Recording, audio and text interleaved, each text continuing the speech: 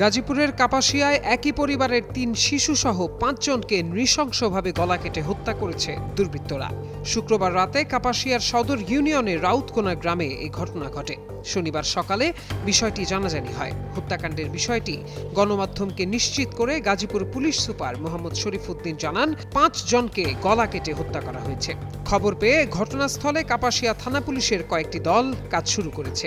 ওই এলাকার বাসিন্দা ফোরকান মিয়ার স্ত্রী শারমিন, মেয়ে মিম, মারিয়া ও ফারিয়া এবং ফোরকান মিয়ার শালক রসুল মিয়া হত্যাকাণ্ডের শিকার হন। এই ঘটনার মূল হোতা হিসেবে সন্দেহভাজন ফোরকান মিয়া পলাতক রয়েছেন। পরিবারটি রাউতকোনা গ্রামের প্রবাসী মনির হোসেনের বাড়িতে ভাড়া থাকতেন বলে জানায় স্থানীয়রা।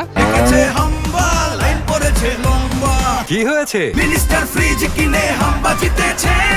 মিনিস্টার ফ্রিজ কিনুন, হাম্বা জিতুন। আরো আছে আকর্ষণীয় উপহার।